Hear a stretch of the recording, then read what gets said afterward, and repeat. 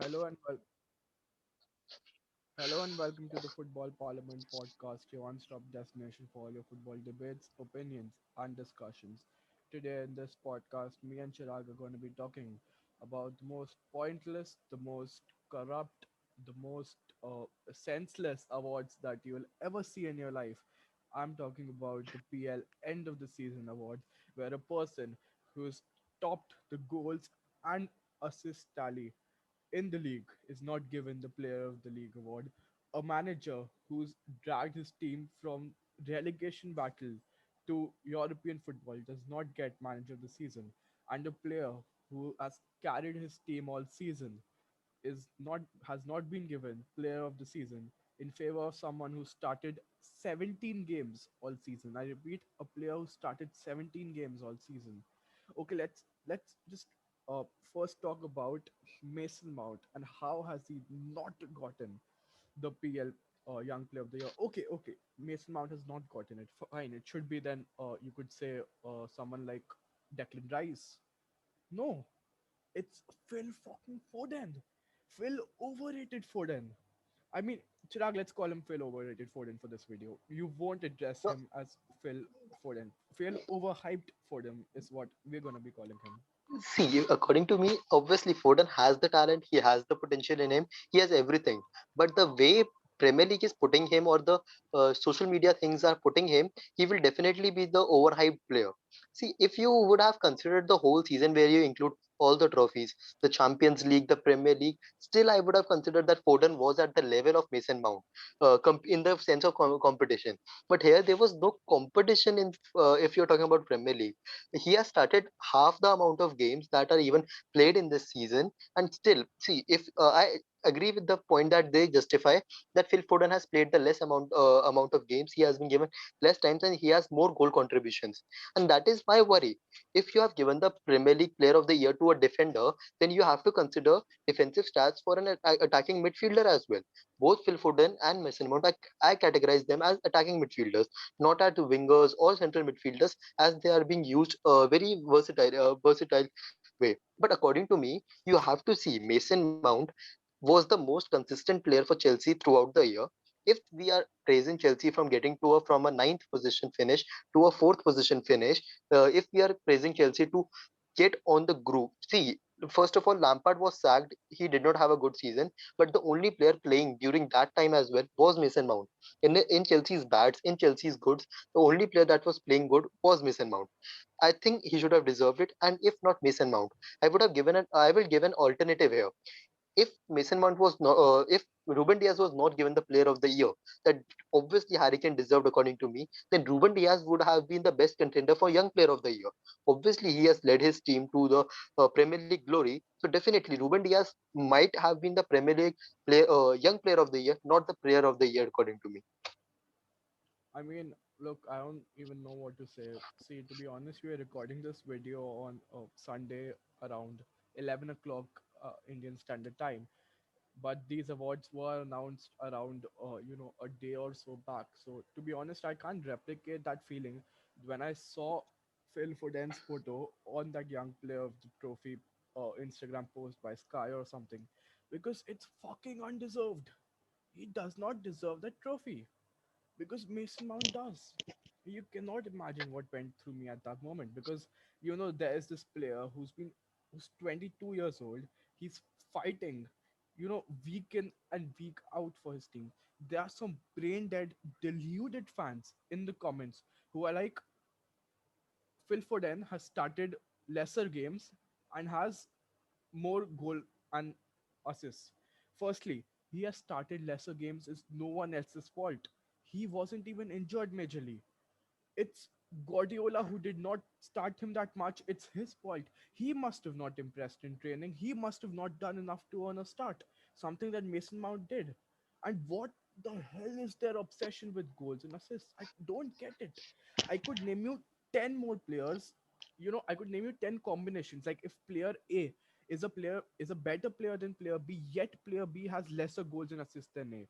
You know, Mason Mount, Chirag, how has Mason Mount been this entire season?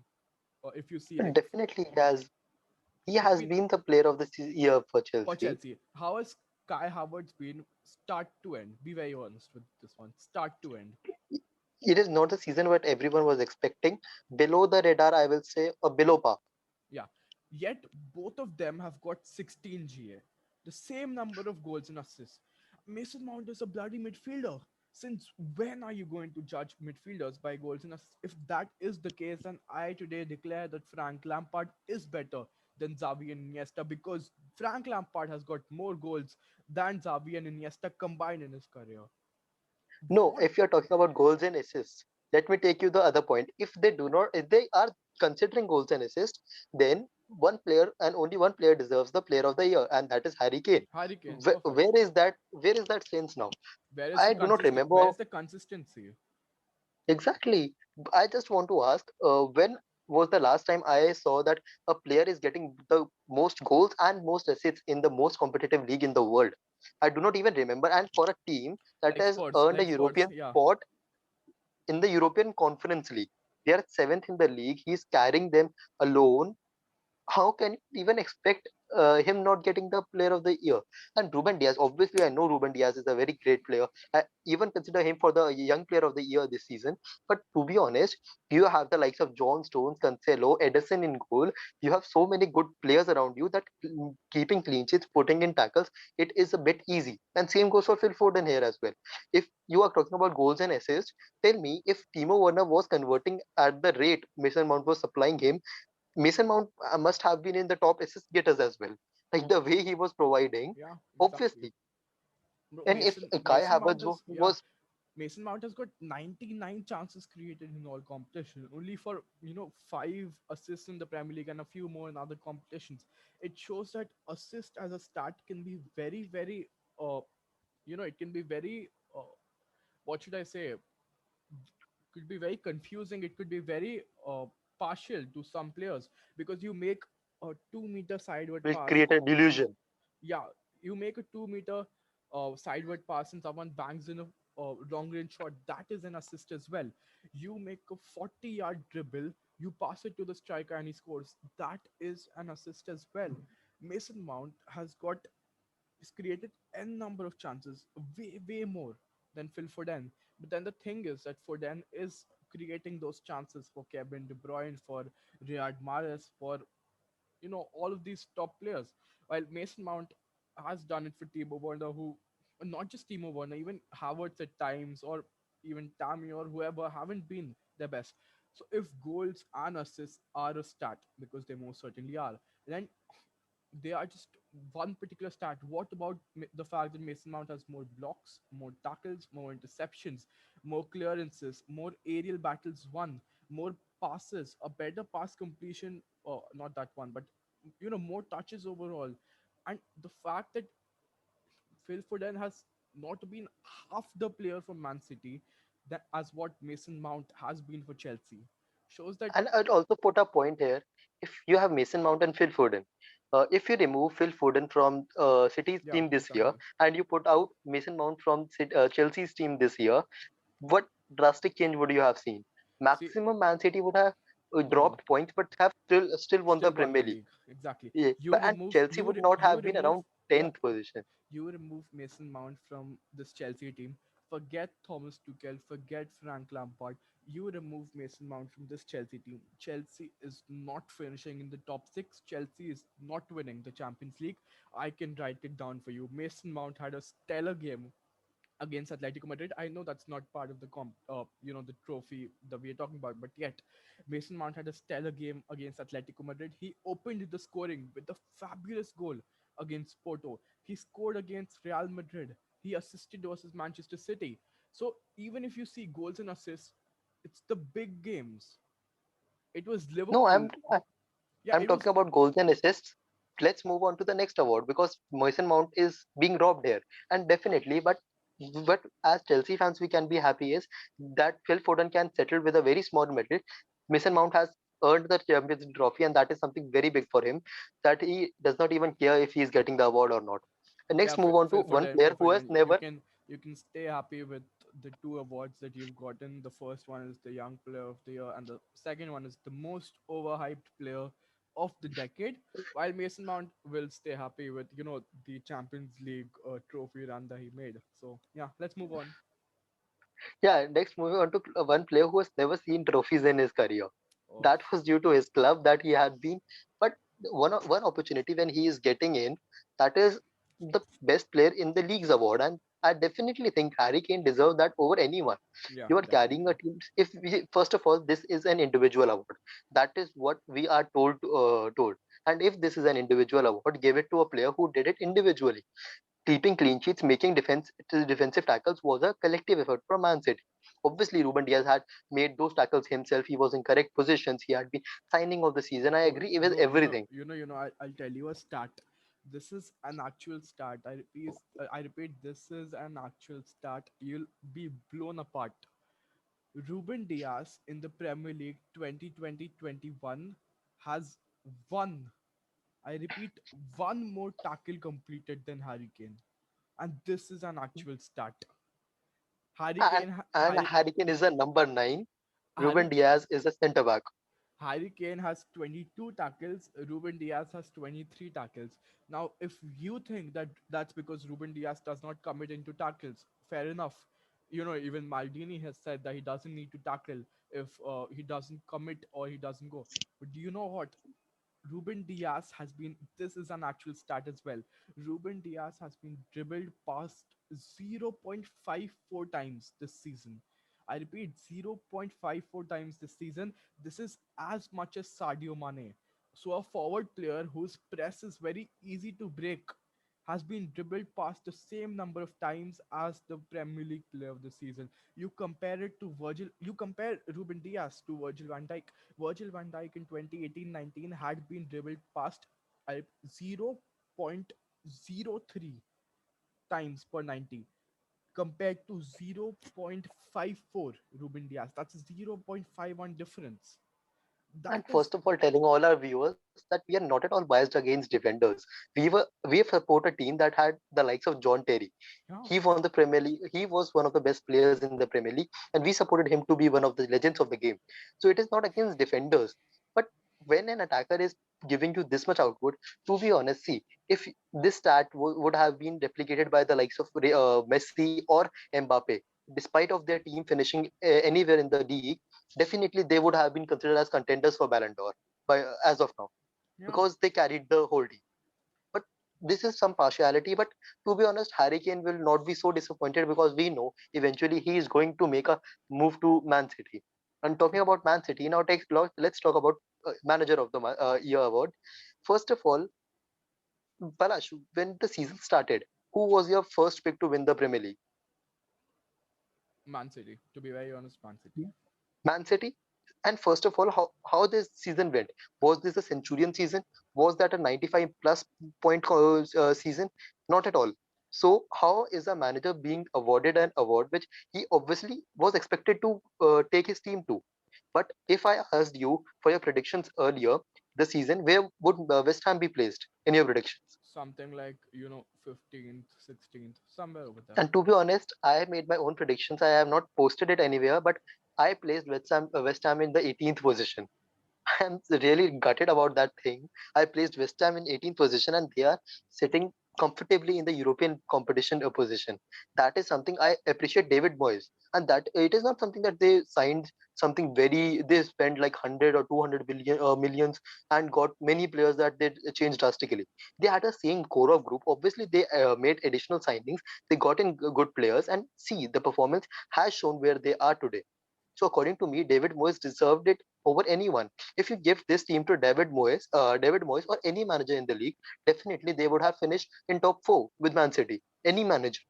It is not True. about, and to be honest, Man City won the league because we all know they won the league because Liverpool failed. Liverpool had a very major setback with injuries. Chelsea were not performing to the levels they were expected to perform, and Manchester United, obviously, they were not even in contention before the season started. They performed very well, they played very well, but definitely that is the reason they win. If they had the competition during the Centurion times when Liverpool was neck to neck with them, never in my dreams I would have seen Jurgen Klopp losing the Premier League trophy to this Man City team. So Pep Guardiola never deserved it, and we all can say This was a completely rigged game, oh, rigged awards ceremony that they awarded it to all the winners, players from winning team or the manager of the winning team. Yeah, That is just cut it. I mean, you already have an award that you give to the winners. It's called the Premier League Trophy. So this is something different. Exactly. I mean, it's individual awards. Doesn't make a lot of sense to me. One thing I was like extremely pissed in the entire situation. I didn't bother to uh, get myself a bit knowledge about this. So I would like to ask you genuinely that are these awards fan voted or they are decided by players or experts? See, there are two types of players. First of all, the PFA player of the year is given by the players themselves, by the Players Yeah. Association, and that definitely is not coming to Chelsea because everyone has that anti-Chelsea agenda in the Premier League. We all know that fact. And secondly, the this awards are voted by all over the journalists, the fans, and the players. This is a very collective effort. They have a very different point system to calculate, but that definitely has some say from the FA. And definitely, if you are having a say from FA, I do not see. First of all, if you're talking about if it was given by journalists or it was given by critics, Jose Mourinho, the biggest critic in the game of football, even praised Mason Mount that he said, I was wrong about Mason Mount, what I said before the season. And after the season, I can say this guy has the most potential.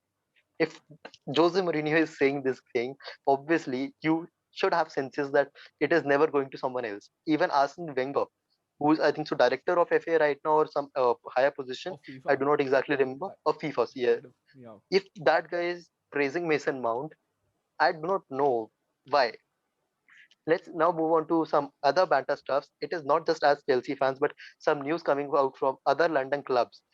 Is first of all, Tottenham are still without a manager. As Palas said, we are recording it on Sunday night in India.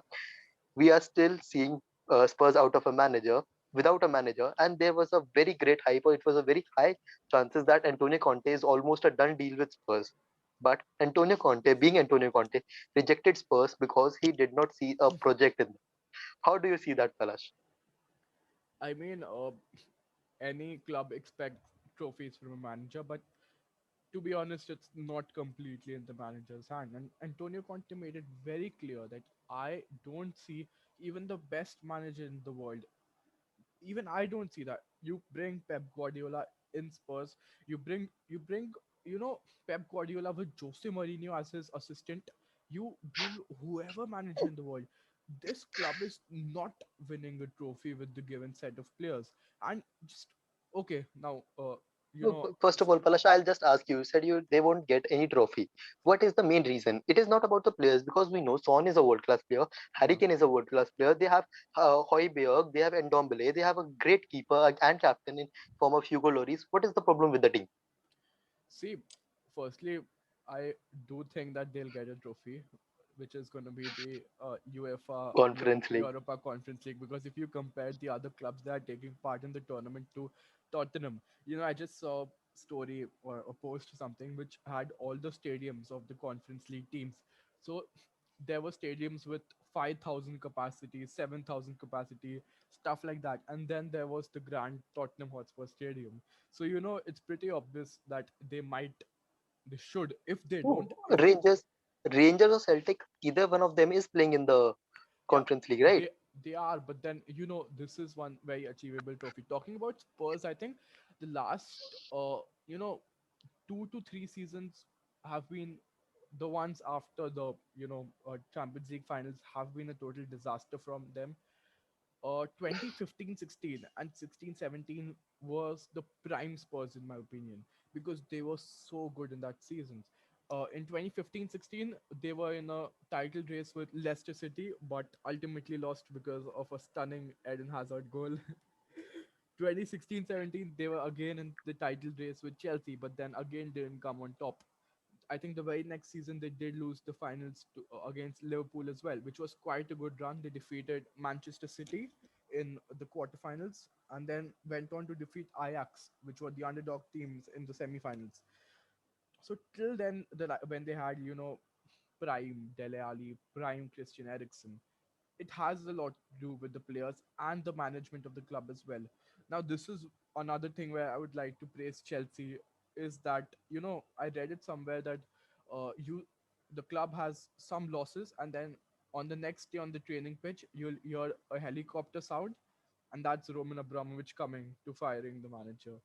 I literally read that somewhere, and this fire and fire system of Chelsea has done as well. It's something which is questioned by many people, by many critics, fans. But then in the end, we are the most successful English team in this century with Era. 17 trophies. Yeah, it is. Spurs, according to me, they seem like a planless team. They seem like a club without a strategy, without a fixed So plan. that definitely has to do with Levy, right? Daniel Definitely. Levy. We all saw in All or Nothing that how much control he has over the club, he has Yeah, over the signings, he has over the manager, he has over the players. He is present everywhere. He is present all the time to help. If you talk about Chelsea as well, if we are really comparing them with Chelsea, because all Tottenham fans want to do that, we have Marina in our boardroom, we have yeah, Peter Cech in our boardroom. Who I'm not talking about Roman Abramovich. That guy is obviously has to do is put a signature on the check and hand it over to you. That is the main job for that guy. The yeah, main job here is of Marina and a big boardroom staff that we I cannot even name. That is when you have a project in mind. Is it if it is a short term project, it is a long term project, it does not matter. And according to rumors that I have heard, Antonio Conte rejecting Spurs is that he does not find players ambitious enough to go for a trophy, or he is not finding the project. First of all, we all know when you hire Antonio Conte, he wants a big sum amount of money yeah, to get the players he wants. First of all, to be honest, when Antonio Conte was signing for Tottenham, I was worried. I was genuinely worried because Harry Kane would not have moved at that moment, because when you have Antonio Conte in your bench, definitely he could manipulate any guy. And if Harry Kane would have seen that, yes, I have Antonio Conte alongside me, he would have stayed, seeing the progress Lukaku had. And secondly, if Harry Kane would have moved, Chelsea would have lost the biggest target that they are having this window, that was Romelu Lukaku. yeah. Definitely. But all things apart, Antonio Conte wants money, and we all know Levy does not want to spend money. It was never going to be successful, according to me, but I did not predict that it will be not successful before signing the deal as well. Yeah, And now yeah. moving to another London club that is more rigged as of now, and that is so good for us to speak as Chelsea fans, is Arsenal. No one will believe Arsenal. If an year back, if someone would have said to me as well that Arsenal are losing a transfer battle against Aston Villa, I would not have believed that. But But they but genuinely are yeah, going to. even last season, people are talking about Buendia right now. Even last season, didn't Emiliano Martinez choose Aston Villa over Arsenal? I know it was a different kind of role. He had to fight That for. was, yeah, he has Yeah, to fight for the first spot. And seeing Bernd Leno, obviously Bernd Leno is a third class keeper, and you cannot ever bench him yeah, over that is a true. is This one's yeah. totally different. It's Buendia, who is a definite starter for either club, Arsenal or Aston Villa. And Buendia has chosen Villa, according to reports. That's such a big shame on Arsenal. I mean, No, first of all, he does not have a guaranteed spot at Villa as well. yeah, I'll just with mention you, they have Traore, they have El Ghazi, they have Grealish, they have Watkins. they've Four got attacking yeah, players that they've are, got even Buendia. If you see, they've got McGinn. They've got a lot of depth over yeah, there. exactly, Yeah, so exactly. And at Arsenal, they need a creative midfielder. Odegaard is gone. You need yeah, a creative midfielder. He slots in perfectly. That is a deal that you should accept. But he chose Villa because he knew they have a bigger project than I Arsenal. mean, yeah, and how do Arsenal and Tottenham fans have the balls to say stuff like London is red/white? Bro, a championship player is rejecting, you all for Aston Villa. No manager in the world is ready to sign for you, and we are currently the champions of Europe. I mean, there's such a big and drastic difference between the best and the second and third best clubs of London. That's actually crazy. No, that all Arsenal and Tottenham fans are also now accepting. If you have seen AFC Troops, if you have seen many big Arsenal pages, they are coming and saying that definitely they are the big club, and not disrespecting Buendia as well. He is not just a championship player. The way he has performed in championship, that is way beyond even thinking, because he has 15 goals, 15 assists in the championship, and that is a very big deal. 30 goal and assist in a champion league in a championship Definitely. season. I mean, And even when he played in the Premier League 2 seasons ago, I saw him play and I was like, this player is taking Norwich to new levels. it, didn't turn out because it's the entire squad. But then what about if uh, Aston Villa as a club, they keep hold of Jack Grealish, they sign Exactly they the sign next point I was coming they to. sign Buendia. They are also linked to James Ward-Prowse. I mean, this just imagine. No, I'm saying if they do not even get James Ward-Prowse, just imagine just initial period of this season when Ross Barkley was playing at the best level from he was at Aston Villa Yeah, from Chelsea as a loan deal. yeah, The way Ross Barkley was performing at that time, Grealish was looking so flawless. But yeah, as yeah. Rob Barkley was injured, we saw the downfall of Villa as well. And if you fit in Buendia instead of Ross Barkley, that is obviously an upgrade It's an to upgrade. Ross Barkley. I mean, And I just saw this yeah, lineup kind of thing that Who Scored made. Basically, if you just look at how Aston Villa could line up next season, it's Emiliano Martinez in goal, one of the best keepers in the Premier League. Now the back four is Matty Cash, Ezri Konsa, Tyrone Mings, Matt Target. That's a good back four which have done well this season. But now comes the under the exciting. leadership of John Terry. Yeah, yeah. Now comes the exciting part. The midfield three would be Douglas Luiz, John McGinn, James Ward-Prowse if they sign him. The forward three, Emiliano Buendia, Jack Grealish, and Oli Watkins. Oh my god. That, that team is definitely a European spot contender for Definitely, me. undoubtedly. I mean, just look at the loads of creativity, and just if you look at it like this, that Jack Grealish is the master of winning fouls. I think he's won the most fouls in the Premier League. When you win a foul, that's fine. Parash, I Yeah, think, yeah, yeah, yeah. That's yeah. fine. Yeah. So Jack Grealish is the master of winning fouls. When you win a foul, you get a free kick. You've got the master of winning fouls and the master of taking free kicks in the same team. That would And be also, Buendia is a very good dribbler, and he also gets fouled very yeah, easily. yeah. He is also a very good asset for a team when he's dribbling the ball past. And I'll just mention a stat. I Mm-hmm. think they have a number of games, like 39 starts, I think he had for Norwich this season. And you Mm-hmm. know how many man of the match did he get? He got 14 man of the matches in 39 games. That is a very crazy stat according to me, because Crazy. every third game you are getting a man of the match. It does not matter if it is in the championship. This Definitely. season he had 0.81 goals contributions every match. So definitely every second match you are getting 1.5 goal contributions. That is something very good according to a player, even if he is from the championship or anything. But talking about Arsenal in the mud, who will they sign now? They do not have a attacking midfielder. I rate Smith Rowe as a very good player, but do Arsenal have a project for him? Are they having some project for Bukayo Saka? You just have this season because Aubameyang is aging and he will also now go down in form. He is aging. He'll try to find a new club as Harry Kane is doing right. So obviously, if you have a chance to get to a silverware, it is this season itself. Yeah, I mean, Arsenal, I don't think there's a lot of point talking about them right now. I think Arsenal fans should keep trusting in the process under Mikel Arteta. They've got a very awful team right now, and the state of the club is actually pretty awful. When I heard about Buendia rejecting Arsenal for Aston Villa, it was actually very funny.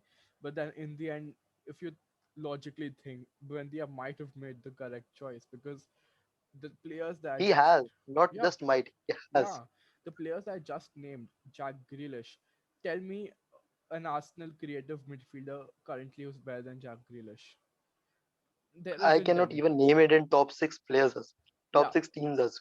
now if you saw Oli Watkins this season, name me one Arsenal striker who had been better than Oli Watkins this season. No, No, you no, I cannot. can agree on.